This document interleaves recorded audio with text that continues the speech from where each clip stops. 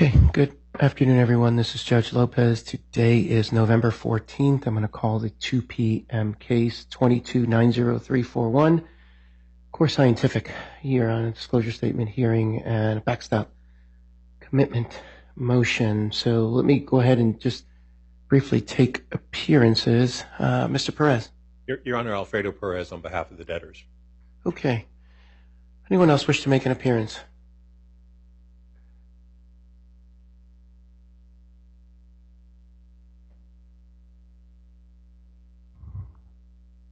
Good afternoon, Your Honor. Kieran Bakamudi from Vincent Elkins, appearing on behalf of the Equity Committee. I'm Okay. joined today by my partners, David Meyer and Paul Heath, as well in the courtroom. Okay. Good afternoon. Anyone else in the courtroom?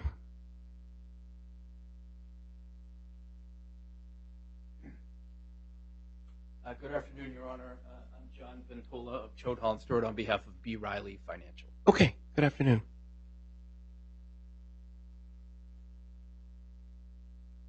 Good afternoon, Your Honor. Brian Lowen on behalf of Barings, one of the equipment lenders. Good afternoon. Okay. I'm going to unmute a few lines here. Is a 917 number? Yes, Your Honor. Philip Kim, Rosenlaw Firm for lead plaintiff Morgan Hoffman. Mr. Kim, you're a little bit low. I didn't get a chance to hear you too well. Yes, Your Honor. I'll speak up. Philip Kim, Rosenlaw Firm for lead plaintiff Morgan Hoffman in the securities class action. Perfect. Good afternoon. Here's a 202 number. Good afternoon.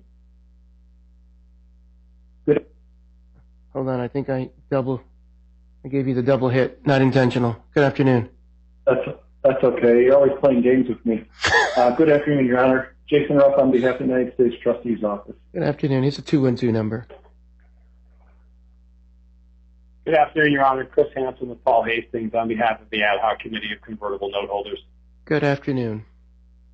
All righty. Mr. Perez, why don't you tell me where we are?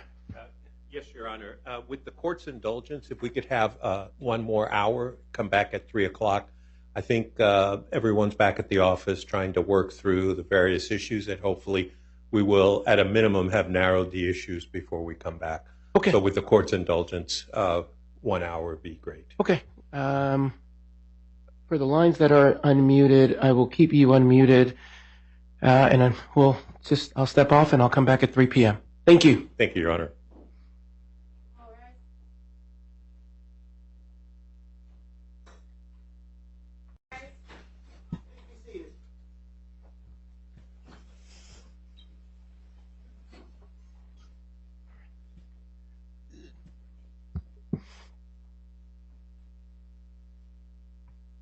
Good afternoon, Your Honor. Hey, good afternoon. Ronit Berkovich from Weil Gotshal for the debtor, Core Scientific. With me from Weil, we have Mr. Perez and Mr. Carlson. Mr. Schrock is also on the video. Okay. We have our financial advisor from PJT, John Singh. And then we have from Core, Adam Sullivan, who's the CEO, and Mike Rose, who's the Senior VP of Capital Markets. Your Honor, we're here today on the debtor's disclosure statement motion at docket 1384 and the backstop motion at docket 1383. Your Honor, I was hoping to tell you that the documents were signed up in the last hour between when the hearing was supposed to start and now. Where we are is we're 99.99% of the way done with the RSA parties and the backstop parties. There's a couple of open issues. I would call them very minor, and I have confidence that we'll be able to resolve them in the documents in the time later today or first thing tomorrow morning. But we believe it makes sense to go forward to get approval of the documents that are on file. But everything would be subject to the parties to the documents finalizing them and agreeing on them. Okay. So as I mentioned, the first item is conditional approval of the disclosure statement and the solicitation procedures. And the second item is approval of the backstop agreement. Mr. Carlson will go over those documents, but I'd like to give just an overview of where we are and what our Chapter 11 plan is and the agreements we have among the parties. Okay. We do have two declarations that we just filed in support of the motions, one from John Singh and one from Michael Brose at dockets 1417 and 1418. somebody else will move to admit those into evidence. And we've been filing documents for the last hours. We have like a team of associates back in the office filing documents as we speak to reflect the terms that have evolved in the last 48 hours. The deal is complicated, and there are many parties. There's like several dozen backstop parties, and we have the ad hoc group of convertible note holders. So every time there's a change, there's a lot of people to reach out to. Just to highlight, and we do have, a presentation. Yeah, just got filed. Just got filed. Yes, Your Honor, Theo Dorheckel is going to present. All righty.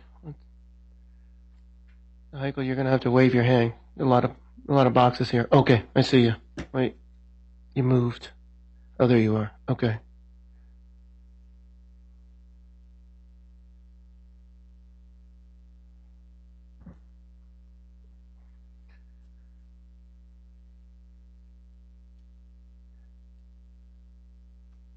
So we're on this slide now. This is the overview. Just a few key dates, and again, Mr.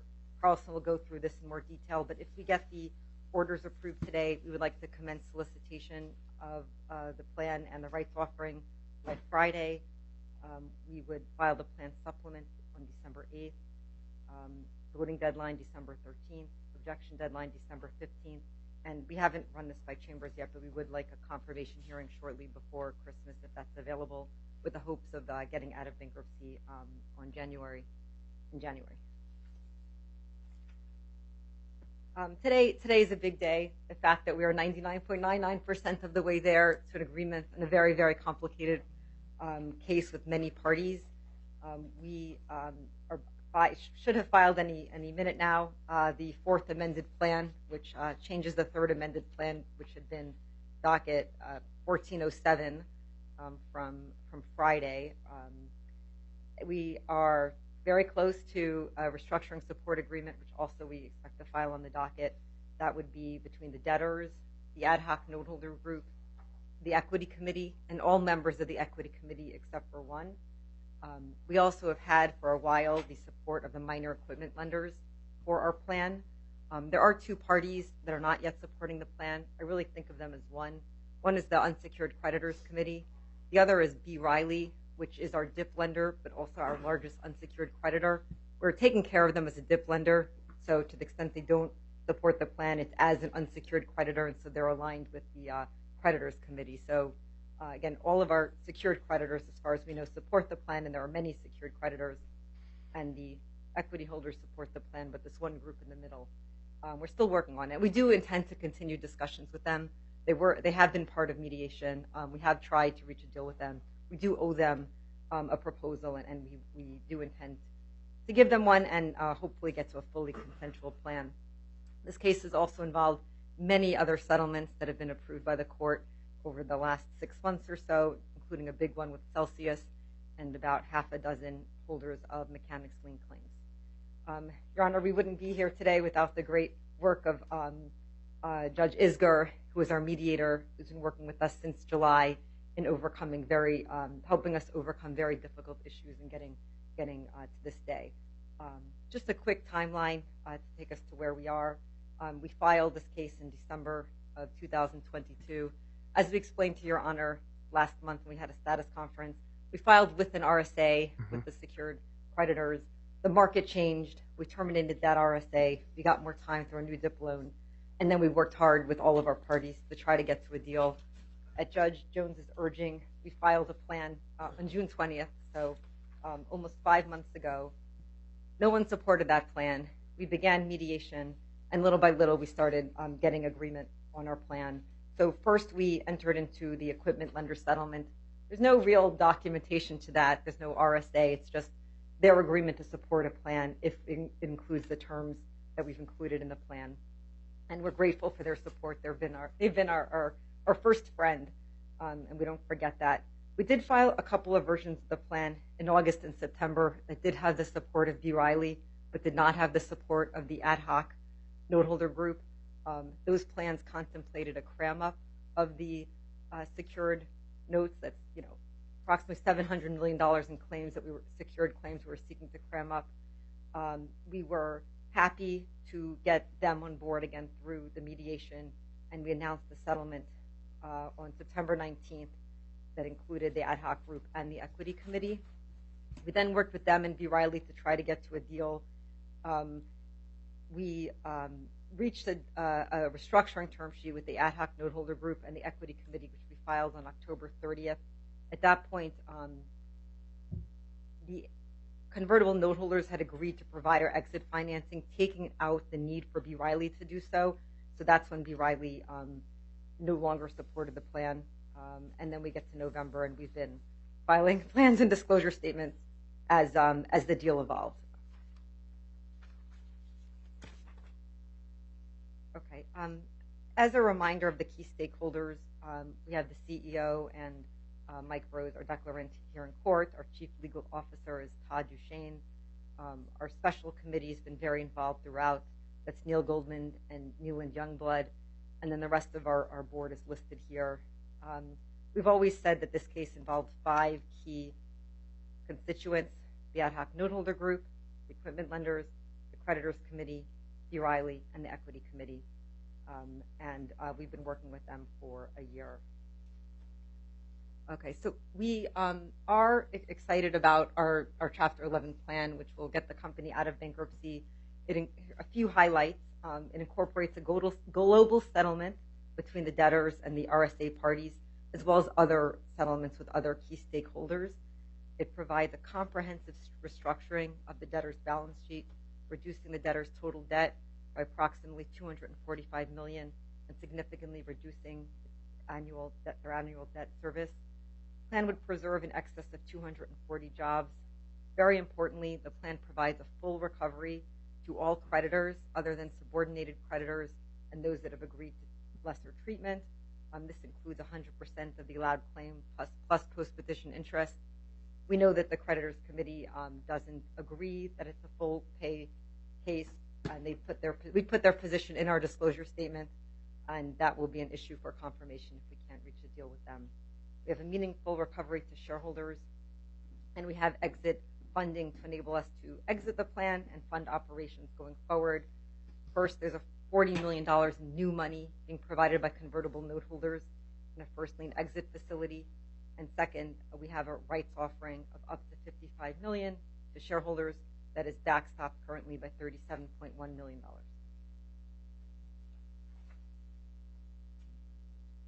What's really great about our plan is it resolves a lot of big issues that have been facing us since the beginning of the case. One big one is valuation. Given the nature of this business, there's been a lot of disputes about valuation. Now everyone agrees, who's party to the plan, that the plan has an enterprise value of $1.5 billion with an expected plan equity value of $795 million. We have warrants going to equity holders in case they're right that the value is higher than we've agreed. They will get compensated through those warrants. Another big issue, which hopefully you don't have to hear about because we resolved it, is this 2x amount. There's some unusual provisions in the convertible note holder purchase agreements that provide that under certain circumstances, the convertible notes are payable at 2 times principal plus interest. There's been a dispute as to whether that's payable under Chapter 11 plan, and our plan does resolve those issues as the claim amount. We talked about the funding of the plan that we've now resolved. This plan, unlike the other versions of the plan that we had prior to a deal with the convertible note holders, allows us to significantly deleverage. We no longer have to cram up $700 million in secured debt. Instead, they've agreed to equitize a significant portion of their secured claims, obviously something that we couldn't do without their consent. There were various lien, priority, and intercreditor issues involved when B. Riley was putting in the new money. Our current plan gets rid of those issues by having the convertible note holders be the primary secured creditors under both the exit facility as well as the take-back debt. There were significant disagreements over the terms of the take-back debt that the convertible note holders were getting. We were able to resolve those, and those are all set forth in term sheets to the plan, each of the instruments being issued under the plan. A big issue early in the case was our disputes with the equipment lenders over the value of their collateral and the size of their claims. we've been able to resolve those through the equipment lender settlement. The plan resolves governance. Our new board of directors, we have both the equity committee and the convertible note holders, each selecting 2 members, with the 5th to be the CEO. And then I'll get to this in more detail, but there were some disputes about the payment of certain fees relating to equity holders. So those have been resolved through our plan. Your Honor, I have like about a 10-minute summary of the plan. I know that you saw the version from Friday.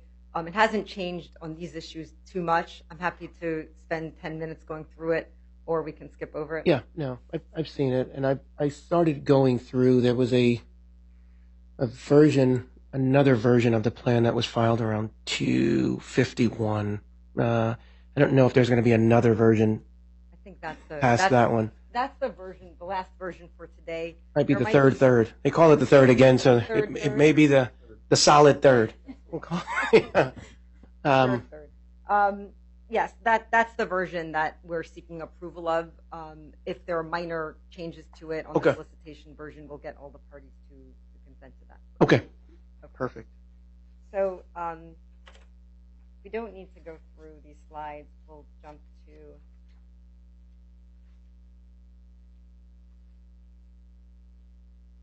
to slide 18 just to show you the equity splits. This is a slide from our disclosure statement. I think it's interesting, especially the last 2 lines. It just shows you that both the equity holders and the convertible note holders have significant equity ownerships in the company going forward.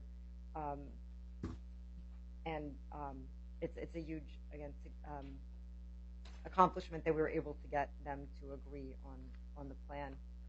And then my last slide is slide 19. Just again, we have an RSA.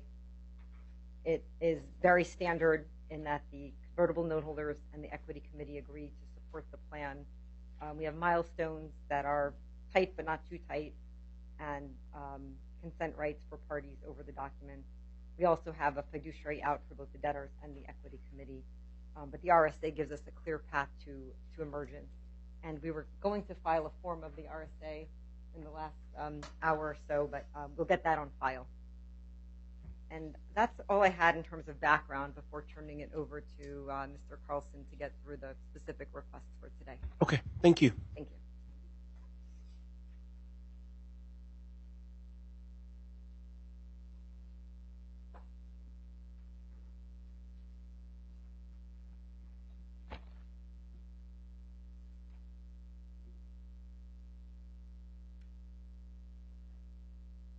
Good afternoon, Your Honor. Cliff Carlson on behalf of the debtors. Your Honor, before I go through the evidence that we'd like to introduce, is there anyone else you'd like to hear from before we move forward with the evidentiary? No, let's just get right to it. Sure. So, Your Honor, we filed our witness and exhibit list at docket number 1420. That's our amended one. This morning we filed 2 declarations. One declaration is from John Singh from PJT in support of the backstop motion. The other one is of Michael Bros from the company in support of both our disclosure statement, our conditional disclosure statement motion, and the backstop as well. So we'd like to move to introduce exhibits 1 through 13 here. 6 and 7 of the declarations. Any objection to the admission of any of the requested documents into evidence? Just take a quick look here, Mr. Carlson, just online. Okay, they're admitted.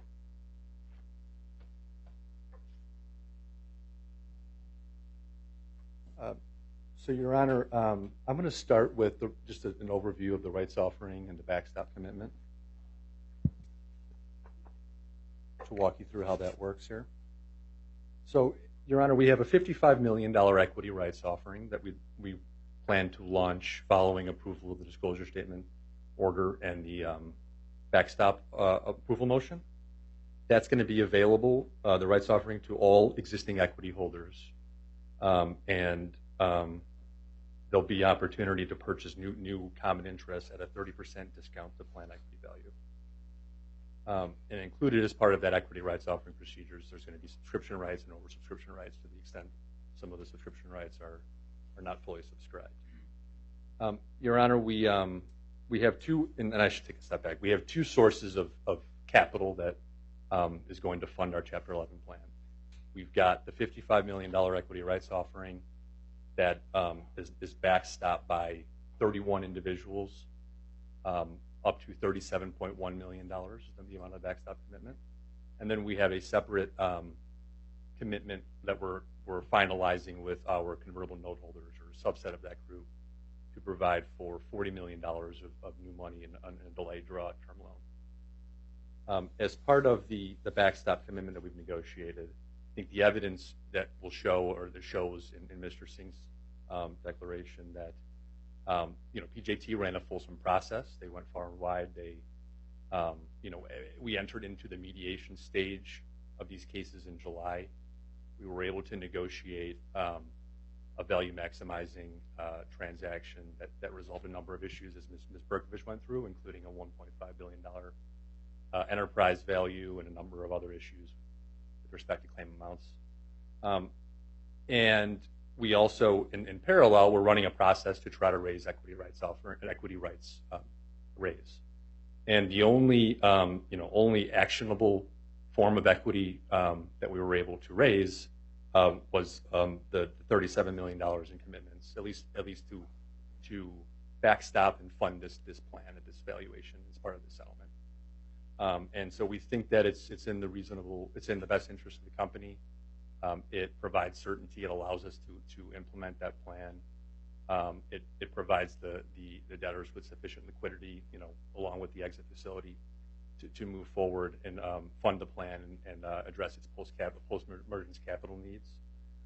We think that, in addition, what's unique about this is that it's a backstop commitment provided by 31 individuals. These are all, 31 parties. These are primarily existing equity holders. There are protections that we've negotiated and rights to make sure that this is actionable, and if somebody is in default, we have remedies. Number one, we're requiring that each party put in a deposit of 10% of their commitment within 3 business days of entry of the backstop order. We've also negotiated a number of other enforcement remedies that we will, including the ability to withhold equity distributions under the plan to the extent there's a default. We think the terms that under which we were able to negotiate the backstop commitment are favorable to the company. Although the commitment premium is on the high end of the range, it provides for a 20% commitment premium payable in shares on the effective date. The termination payment in this case is quite limited. It's only about $1.85 million, and it's only payable in very limited circumstances where there's either we miss the outside date in February, or other circumstances where there's a breach by the debtors. So we think that the terms are favorable, and one thing we did want to flag, we did make some amendments to the form of the backstop commitment letter and term sheet that we filed as a supplement early this morning.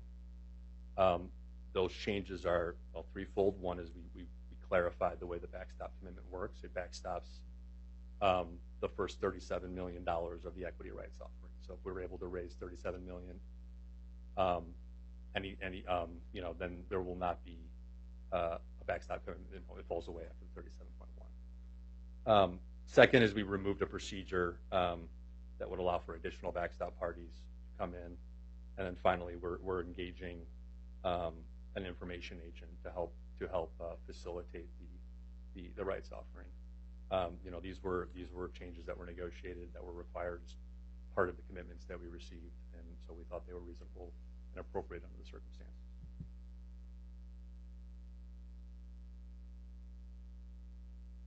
Your Honor, that's the presentation on the backstop, on the rights offering. I don't know if you have any questions. If not, I'll move on to the disclosure statement. No, why don't we just don't we take them one by one?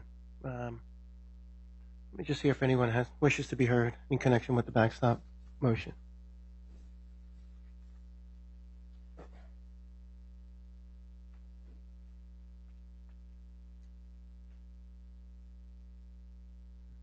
Good afternoon, Your Honor. David Meyer of Vincent & Elkins on behalf of the Equity Committee. Good afternoon.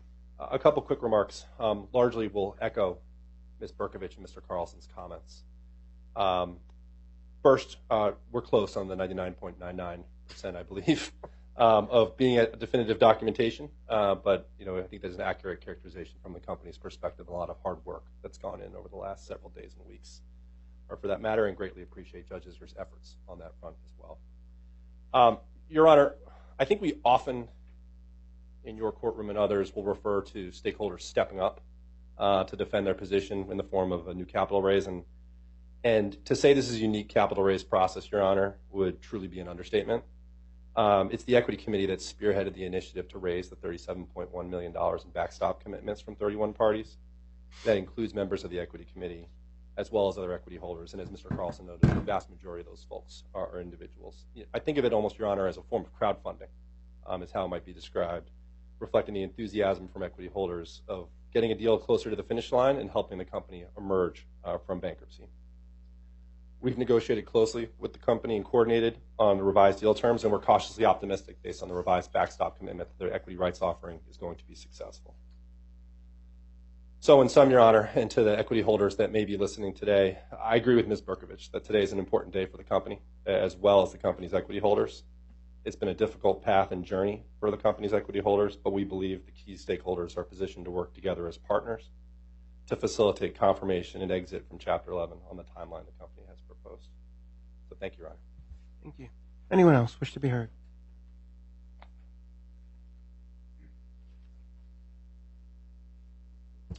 Good afternoon, Your Honor. John Mendola, again, of Choate Hall & Stewart on behalf of B. Riley. So the backstop and the disclosure statement are, of course, intertwined, Your Honor, and so I don't want to take up a lot of time, but I did want to note our growing concern, I guess, on sort of the scheduling issues that are going into this process. It's very much understand this is a complicated case and this is evolving, but it's very difficult to judge exactly where we are given these. We still haven't seen a signed backstop. We don't know fully who's participating in it. So most of my comments today are really echoing what was raised by the committee in their response last night, Your Honor, going to the feasibility of the plan, and also, like I said, a growing concern about the schedule with the holidays rushing upon us and the like, Your Honor. So they may go more to the disclosure statement, but since you asked to take them one at a time, that's what I really wanted to raise, Your Honor. So Got it. I anticipate the folks representing the committee will want to speak, but I did want to note it's really tough for my client to know quite where we are, given that there are still documents sort of being filed right now, Your Honor. Yeah, understood. Thank you. Anyone else? Let me turn to the phone line. Anyone on the phone line wish to be heard? If you do, please hit 5-star.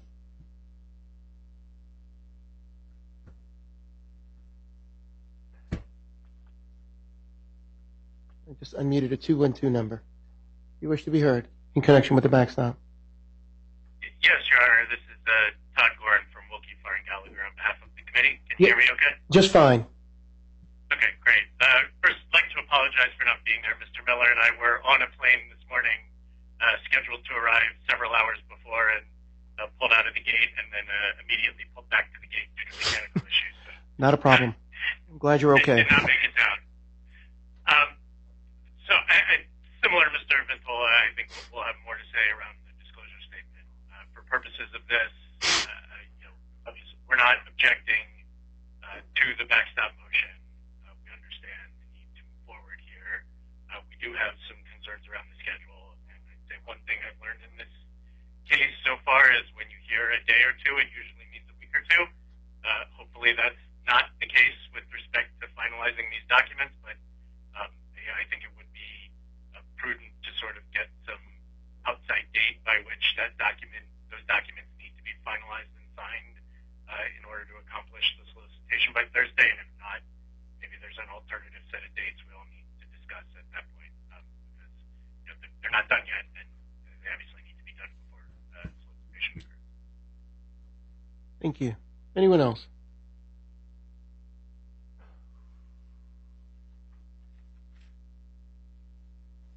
Your Honor, can you hear me? Just fine. Thank you, Your Honor. It's Chris Hansen with Paul Hastings on behalf of the Ad Hoc Committee of Convertible Note Holders. Your Honor, I'll have some remarks in the context of the disclosure statement as well, but with respect to the backstop and the equity rights offering that surrounds it, I just wanted to note for the court that, like with the disclosure statement, the Ad Hoc Committee is still trying to work through some of the terms. There were some changes recently to the equity rights offering terms, and we have some requests into the debtors. Our hope is that we'll be able to resolve those consensually, and that'll be part of the disclosure statement and confirmation process as all rolls out. We don't think that they're really major issues, but we did want to point out to the court that we're still working through that with the debtors. We don't oppose approval of the backstop today on the representations made to us by the debtors and the equity committee, and we're going to try to work through these issues together. Okay. So let me just then note for the record that at docket 1383 on November 3rd, the debtors filed an emergency motion to enter into a backstop commitment letter agreement to approve performance obligations thereunder. I'm going to find that there's been proper notice and service of the motion under the circumstances. I'm going to grant emergency consideration of the motion. I believe it's appropriate in light of where we are today. The court considers the statements made on the record, and I also rely on the declaration admitted with Mr. Singh as I consider kind of where we are. The standard for approval in the motion is under Section 363, really, which is, you look at Fifth Circuit case law. Standard really is sound business and articulated sound business reasons. Business judgment test is really where you are. You've got to have good sound business reasons for entering into it, and that's the standard under 363. Looking at the old Continental case that really about 1986 came out, and the courts, the Fifth Circuit's been pretty consistent there under looking at the standard there. When you look at the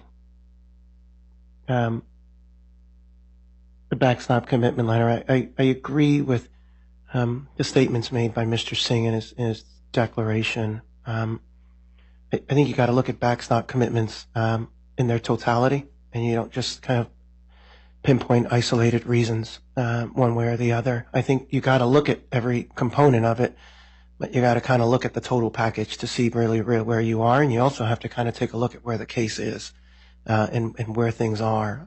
And so when I consider the totality of the entire package there, I got it.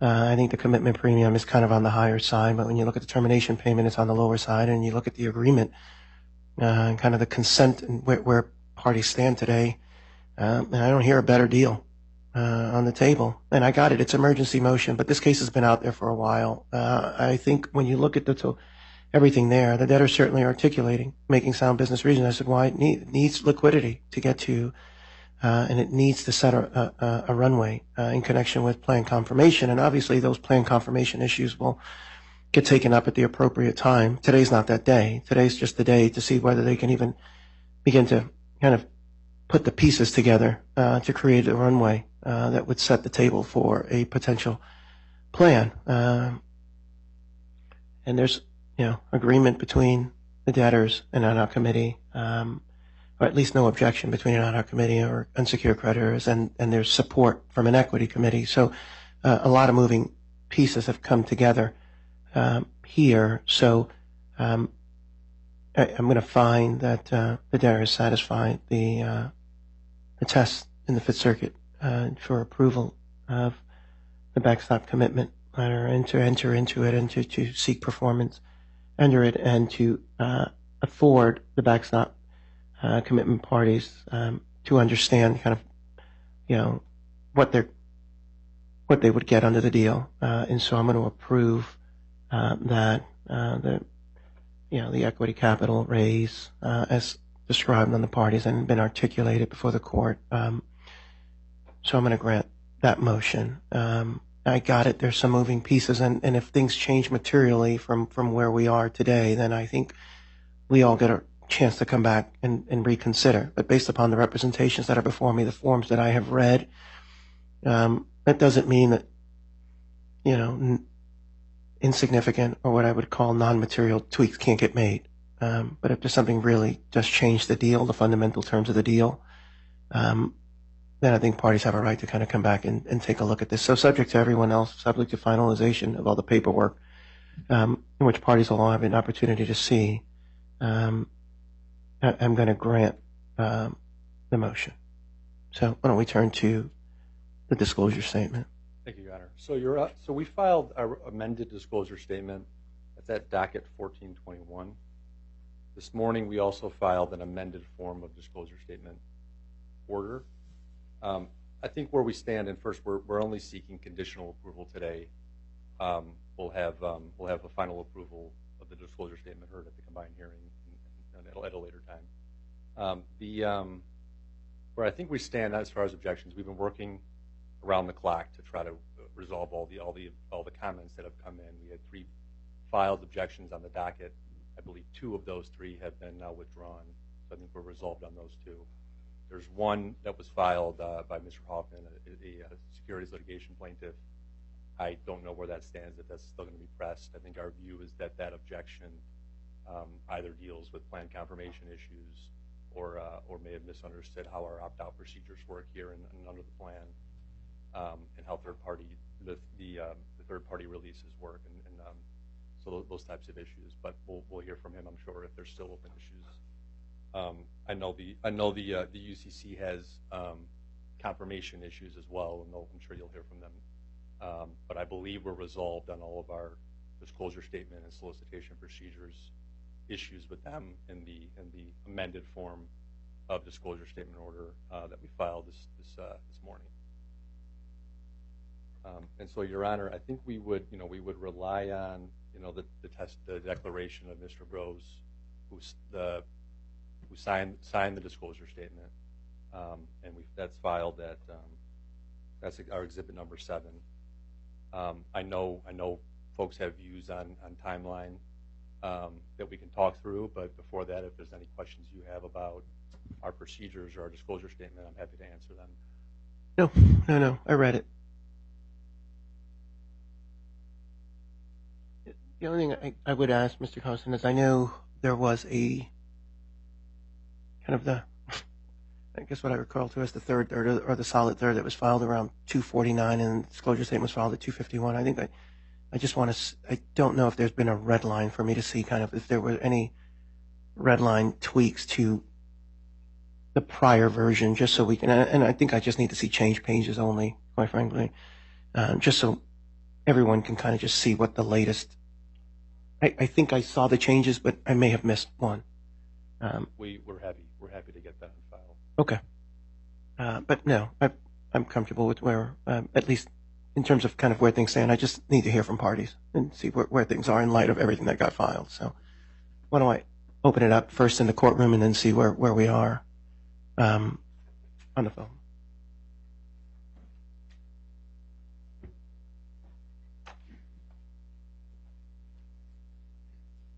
Hello, Your Honor. John Mantola on behalf of B. Riley. I apologize. I realize I made you go back there and come right back. Yeah, I need the exercise. So, Your Honor, I guess kind of 2 broad points to make. As Ms. Berkovich reminded the court, B. Riley is both the DIP lender and the largest unsecured creditor in this case. And the plan does contemplate the payment in full of the DIP upon emergence. I would note, Your Honor, though, that our fundamental concern here is that we don't think the plan is confirmable in its current form for the reasons set forth in the UCC's response and for various other reasons that we will deal with. Tell me what's the unconfirmable part? We do think it violates the absolute priority rule, Your Honor, because it is certainly provides. How do I make that determination with no votes? Oh, I'm not asking you to make it today, Your Honor, but I'm just reflecting why I'm up speaking today. Got it. So, as I was trying to say, and I apologize for not being clear on, that's a confirmation issue, but it does concern us. So I simply would say we reserve all our rights as a DIP lender, Your Honor. I think what is concerning us today is the timeline. and we'll let the UCC's counsel speak more directly about it. But as I understand it, they're planning to do discovery, and we are on a remarkably short time frame, I think, given the complexity of the case and kind of the moving targets we're firing at, Your Honor. So I know the committee reserved the right to challenge the timeline after the fact. We're not trying to get in the way of the debtor's process here, Your Honor. We understand there's value in the case moving along. But we are concerned about that, I would say, a great deal. And then the last thing I just want to say briefly, Your Honor, is my client has been very supportive of the debtor throughout this process. We have a very good relationship with Ms. Berkovich and her team, and we know people are working around the clock, and we respect that. But we've been waiting for quite a while now for a response to some offers that were made before. We're eager to get that and engage with the debtor on it. And we just note, Your Honor, Ms. Berkovich made a point earlier that we're not supporting the plan because we're not the exit lender. And I would just respectfully note, Your Honor, that's not why we have concerns about the plan. We're committed to provide the exit financing and still would be interested in providing it, but that's not why we're concerned right now about the plan. It's because we don't agree with the treatment of our claim. So I just wanted to note that for the record, Your Honor. But again, we are eager to work with the debtor and its professionals to try to resolve this. And if we can't, we'll deal with it at confirmation. Okay. Thank you. Your Honor. Anyone else wish to be heard in the courtroom?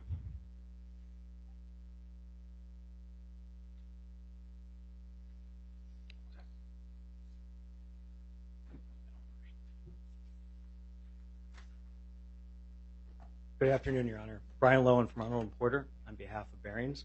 Good afternoon. Barings is an equipment lender, and although the equipment lender is never formally organized, there's about half dozen or so equipment lenders. We have individually and collectively tried to be a constructive partner of the debtors throughout these cases, including by streamlining presentations to this court and negotiating the deal Ms. Berkowitz mentioned at the top of the hearing with the debtors. So while I rise on behalf of Barings, I think my comments and thoughts echo those of the equipment lenders generally. I do want to thank Ms. Berkowitz for her comments that we were the debtors' first round, and it really has been a great friendship. And I don't want to bury the lead. We very much support the various relief being sought today, as well as the company's exit from bankruptcy on the debtors' proposed timeline. We also very much appreciate the hard work by Ms. Berkowitz and her team, the PJT team. But, and there is a but I don't think it's insurmountable. As Ms. Berkowitz alluded to at the top of the hearing, there's a lot of moving pieces in the documents. And that is the source of some concern. I don't think it's insurmountable concern. We've raised concerns with the Wild team and hope that's part of the discussions that are going to take place over the next couple of days to kind of clean up the documents. And I think the best way to characterize our concern over the evolution of the documents is as follows. We reached a deal, and that deal is memorialized in the term sheet attached to the plan. The equipment lenders vote on the plan as being solicited based on that deal. The equipment lenders are being asked to make certain decisions regarding their plan tape treatment based on the deal in the equipment lender term sheet and the overall plan. We expect, and frankly, the plan is solicited on the basis that the deal in the equipment lender term sheet is going to be the deal at confirmation and on the effective date. Between now and confirmation, we are going to negotiate the definitive docs in good faith based on the deal in the equipment lender term sheet. If others try to change the deal in the equipment lender term sheet or use consent rights in a way that modifies the equipment lender's deal without our consent, we will be raising those issues at or prior to confirmation. Of course, we hope that doesn't happen. I was reluctant to rise and make that statement given the. You don't want to get retraded. I got it. Right, but all that being said, Your Honor, we very much support and appreciate the debtors' work that's gone into it, their friendship throughout the cases, and we hope that we don't have to be before this court anymore. Thank you. Thank you. Anyone else in the courtroom wish to be heard? With that, I'll turn on anyone online. Wish to be heard? Yes, Your Honor. It's Philip Kim, Rosen Law Firm for lead plaintiff Morgan Hoffman in the securities litigation. Yes, sir. Our objection is based on the idea that the plan is not confirmable to the extent that it releases these third-party claims. In our class action, our case was filed pre-petition, We have claims against 15 defendants who are non-debtors. The debtor in this case had never moved to intervene to stay our case. That case is being litigated. Through their silence, it's become clear by taking no action in our case that the participation of the third parties in our class action has any impact in the Chapter 11 case. None whatsoever. And I think that is very important because in the context of third-party releases, there actually has to be some sort of consideration. These 15 defendants, 6 of whom were not even directors and officers of Core Scientific. They were directors and officers of the SPAC entity back in 2021, are providing no consideration. There's nothing in the disclosure statement indicating the reasons for these third-party releases. No consideration. It appears that these releases are just gratuitous. They're just providing these releases, these get-out-of-jail-free cards of the securities claim for absolutely no consideration. They cited no case law, no authority, Your Honor. Isn't there an opt-out? Well, they've set forth an opt-out procedure, but if we take it a step back, Your Honor, the court, even with defendants' arguments as to our class treatment motion, which is set for hearing on December 6th, they've taken the position that effectively those class members who have these third-party claims, the court has no jurisdiction over, right? We're here because we filed the class proof of claim because we're appointed lead plaintiff and lead counsel. We have that authority. In response to that, the debtor's position is, well, you're only here on the basis of your individual status, not on behalf of the putative class. So when it comes to objecting to our claim and our right to opt out, if that's what we need to do, they take the position that with respect to the third-party release, well, that impacts everyone, right? They're effectively getting a class treatment on these third-party claims, to which they say to us, hey, you have no standing to speak for these folks, despite the fact that the district court has appointed us lead counsel and lead plaintiff to speak for the putative class. And, you know, if you look at the disclosure statement, it's completely silent on it. We've been waving our arms through our various filings saying, what is the consideration? I've sat through 2 PowerPoint presentations. There was a status conference. There was a presentation today. There's nothing in those presentations that said, hey, the release of the third-party claims in the class action is a critical piece to get this deal done. In fact, it isn't. I think the silence speaks wonders, and it's their burden. It's their burden to apply these third-party releases. This isn't like the Sackler family putting up $6.5 billion, right? These defendants have put up nothing. So there's no basis to let the solicitation process go through to our investors, to our class. And, you know, if you actually look at the notice program that they're proposing, we have problems with the timing. I know there's been sort of a flurry of filings and numerous changes, and, you know, this is sort of very compressed and I would say unprecedented. But if you look at their ballot, Exhibit 9, it seems to suggest that class members who have these third-party claims may actually get a recovery. But in fact, the plan itself says that they will get nothing.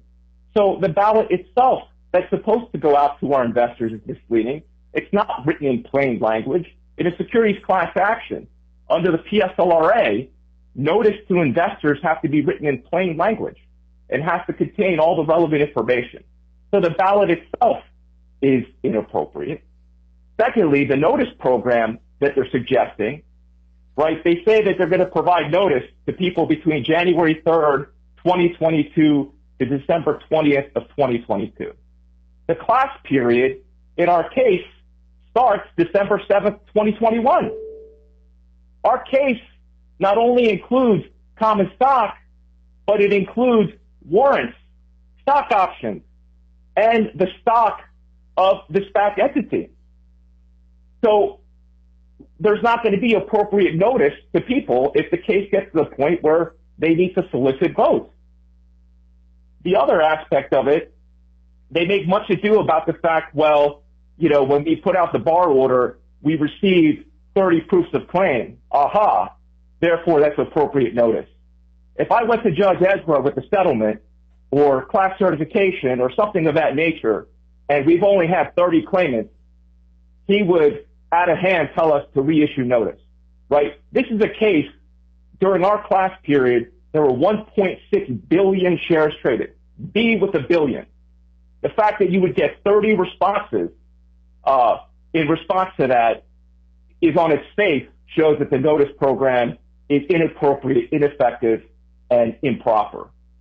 I would say that it's probably because it went out to the wrong people and or whatever went out was not in plain language. So I think on those grounds, Your Honor, there's no basis to let this go forward with these third-party releases, particularly as to the class. And I'll add one more point, Your Honor. What further complicates this is the fact that under the PSLRA, we were required to issue a notice to investors. And as far as investors know, their claims are moving forward, which they are, right? The debtor never moved to stay those claims. They're moving forward, and they believe, as with other securities class actions, that we are protecting their claims. I've had a number of cases where the issuer has filed bankruptcy, but I've never seen anything like this, where they're trying to cram down this third-party release, basically extinguishing the claims of shareholders against those folks responsible for causing this entire situation. So the other aspect I'd like to point out is the compressed timeline. So according to their filing, I was looking, they're suggesting that notice process begins on November 17th or soon thereafter. That's their language. And then they say that folks need to opt out by December 13th. Now, you're talking about a class, in our class, of potentially tens of thousands, if not hundreds of thousands of people, perhaps. And for them to collect all those names, to mail out those forms, to skip trace, to do the type of notice that I'm required to do, Your Honor, in a securities case governed by the PSLRA, it will take more than a month. Ordinarily, you get 45 days from the notice date for people to submit opt-outs, objections, and responses. Here, they're suggesting less than 30, and we don't even know when the notice date's going to be because they say soon thereafter. And the period that they have does not even have the period that we have. So, Your Honor, I think there's an easy way out for the debtor. They don't need us. They don't need to release the securities claims. The securities claims are being defended. Presumably, there's a D&O tower out there. Those proceeds are not access to the estate. They're defending the claim. And they just don't need us. And we've asked them on numerous occasions, why are you doing this? What is the consideration? They fell on deaf ears.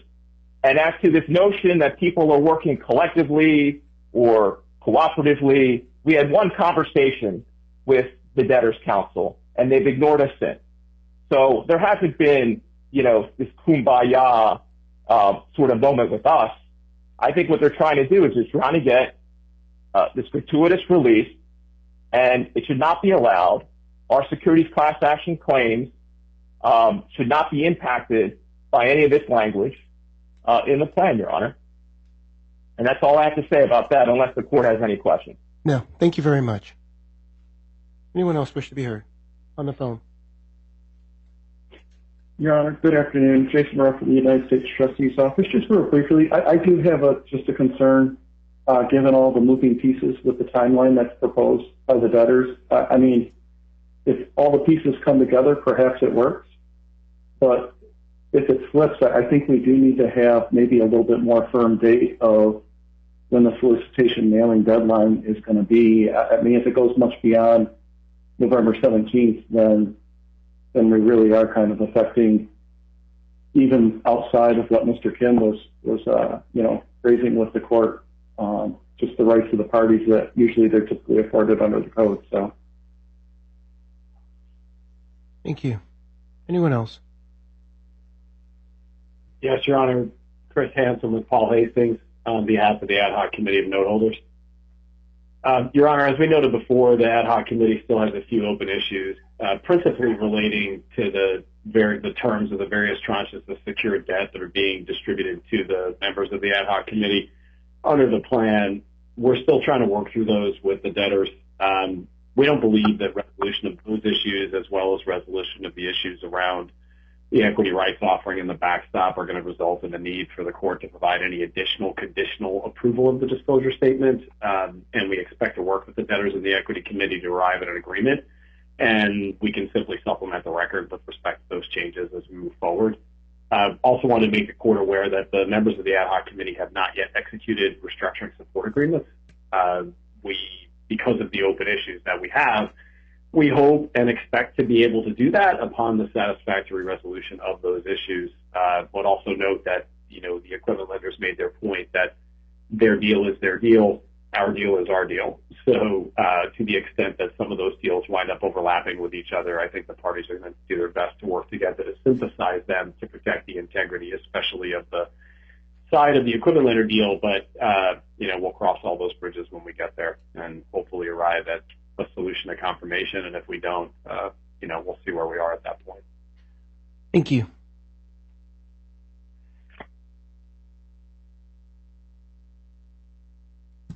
Your Honor, it's Brett Miller from Wilkie Farr and Gallagher for the Creditors Committee. Can you hear me okay? Just fine. Okay.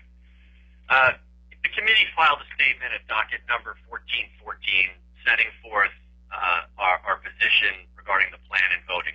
I think it's important to note that when Ms. Hardy, my partner, stood before you on October 23rd, she said that 3 days before that, we had made a proposal to the plan parties about a potential settlement of the issues that the unsecured creditors have. It is now 25 days later, and we do not have a response. We understand that the parties are working hard. We've seen the documents flying overnight and through the day, and I'm not sure if we're in the 0.01 that Ms. Berkovich noted that is left open, but the fact is that we are $81.4 million of claims that are sandwiched between the convertible notes and equity, and that as a number of parties have raised, this is a pay-in-full plan, and in order to pay in full, there needs to be an examination of the current plan to figure out whether that's the case here or not, based upon what I would call some rather unique provisions in terms of the distributions that are going to the convertible note holders and to equity. The debtors have said to us that they hope to get us a proposal this week, but we've been hearing that now for almost 4 weeks. So we are here, we are open for business, and we're very concerned about the scheduling. As has been noted a couple times by various different parties here, there's a lot of moving parts here to get to a confirmable plan. We are not here to throw ourselves at the mercy of the court to say this is patently unconfirmable and don't solicit it, because we do understand the need to move forward. We do understand the need to reorganize. But the fact is that if things, as the U.S. trustee just said, don't go right in the next 3 days, we're going to be back before you with some other plan perhaps and some other disclosure statement. And if you don't end up with a deal with the convertible note holders and you don't end up with final deals with the equity holders and signed documents regarding the rights offering, we're going to go off track, and we're not going to be back here pre-Christmas for confirmation. As D. Riley's counsel did mention, stole my thunder, the committee does intend, if we don't reach a deal, to quickly seek discovery of the parties regarding the valuation of the various distributable currency going to the different parties, and we will try to do that on an expedited basis, but assuming that the parties come back and say that it's too broad, etc., we'll be back before you after a meet and confer on a discovery conference and hope that we can get that done quickly. But again, the committee doesn't want to hold things up. We just see way too many moving parts. Thank you. The committee and B. Riley represent about 80% of Class 8. Our recommendation to unsecured creditors is to vote against the plan for all the reasons set forth in the disclosure statement insert as well as our statement.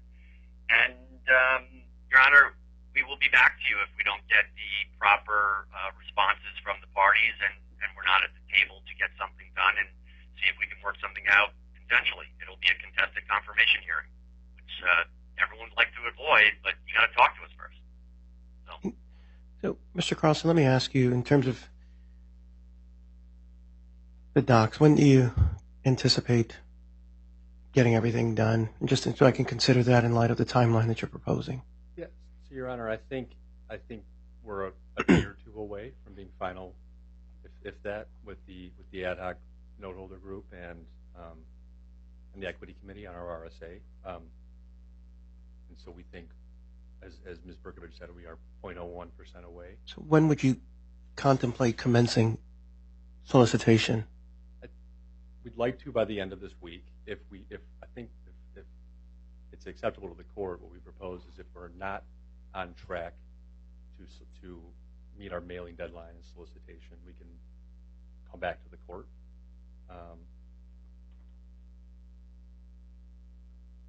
But we do want to stick to the timeline that we've proposed in our disclosure statement motion, and feel like we're on the 1 yard line here. All right, let me take a look at something.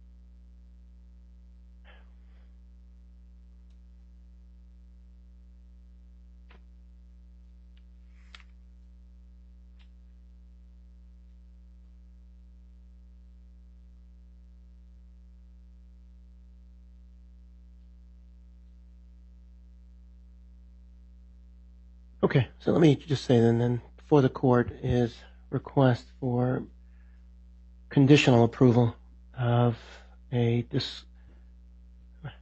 disclosure statement and related solicitation procedures. Again, I'm granting emergency consideration of the relief requested. I'm going to find that there's been proper notice in service for purposes of today.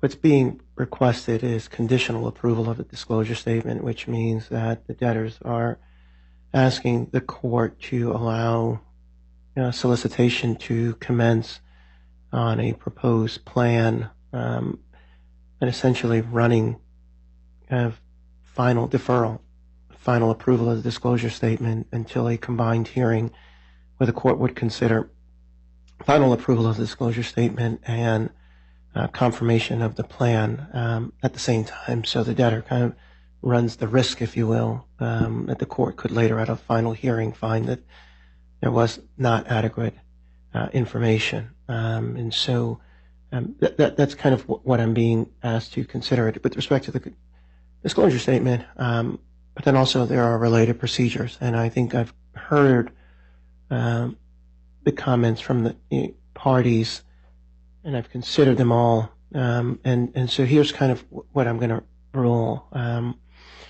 That I think even though the court is asked to kind of approve things on a conditional basis, I still think the court has to at least give a preliminary analysis as to whether there's adequate information within the meaning of Section 1125 of the Bankruptcy Code, which requires adequate information to enable either a creditor or an equity security holder to make an informed decision as to whether to accept or reject a plan. And so I've read the disclosure statement, and I do find on a preliminary basis that on its face there's adequate information within the meaning of Section 1125. There's certainly information about the background, the plan, the proposed treatment. Parties can disagree about their proposed treatment and whether plan confirmation, whether it satisfies 1129 of the code. But I think based from what the objections that I've heard, potential objections, and I appreciate the warnings. Issues about absolute priority, issues about approval of, whether the releases will be granted, and who the parties would be subject to the releases. I think those are all plan confirmation issues there. I do know that there's some other objections that I'm going to have to deal with in connection that would, I think, crystallize the issues with respect to the securities. Mr. Hoffman, I think I've got hearings on December the 6th and later on that I think are going to further crystallize, and I make no ruling one way or the other about the way that goes. I just think it's going to further crystallize the issues there as to whether where things go there. So I'm going to conditionally approve the disclosure statement as having the adequate information within the meaning of Section 1125. I've reviewed the proposed solicitation procedures and ballots there. I'm going to hold the debtor to their timeline. You want a hearing on December 22nd, you're going to get it. You want a hearing on December 21st with respect to 3D Sphere, right? That's more work for y'all. If you want it, you'll have it. Unless something changes from there, I'm going to hold the debtor to the timeline. The associates, don't blame me. That's not on me, but I'll be here. And I think I promised the parties that I became affiliated that I would hold this case to the same timeline.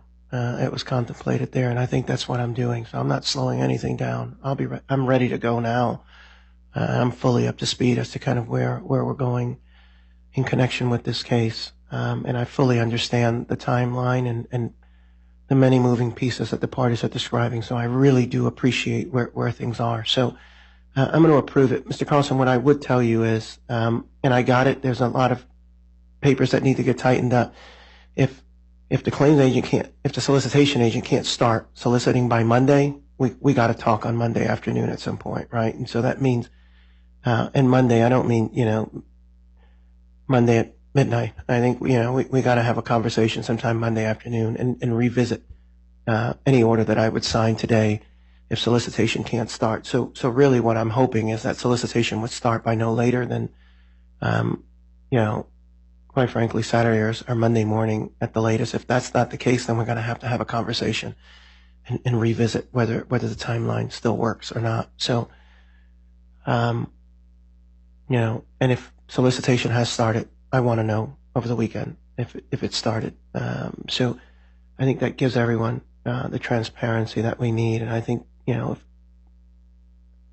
don't know what my schedule looks like on Monday. Let me just take a look now. We can just pencil something in.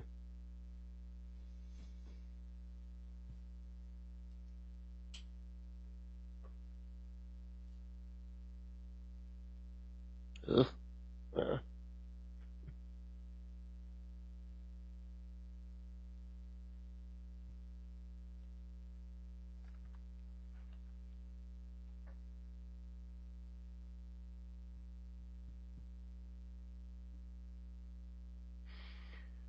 10 4:30 p.m. Houston time.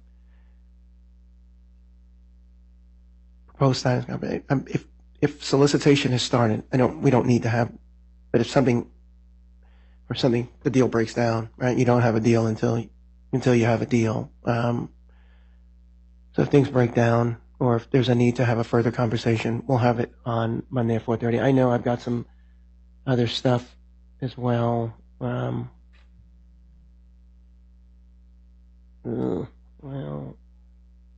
let me see. Judge Saldana is telling me I could do 2:30 as well. Well, yeah, she's right. Maybe let's do 2:30 Houston time. 2:30 Houston time. If we need to have a conversation there, we'll fit it in. Monday, November 20th. Yes, I should say dates too, right? November 20th at 2:30 p.m. would be the required status conference. But if something gets filed that solicitation has started, then I'm just, your notice will trigger the cancellation of where we are. I think everyone's rights are preserved. Everyone's rights are preserved on a final. Do I need to give you a final confirmation hearing on December 22nd? Yes, Your Honor. And that should be in the proposed form of order. Yeah. We don't have a time in there, but I'm going to give you. Yeah, let's start at 10 a.m. Central.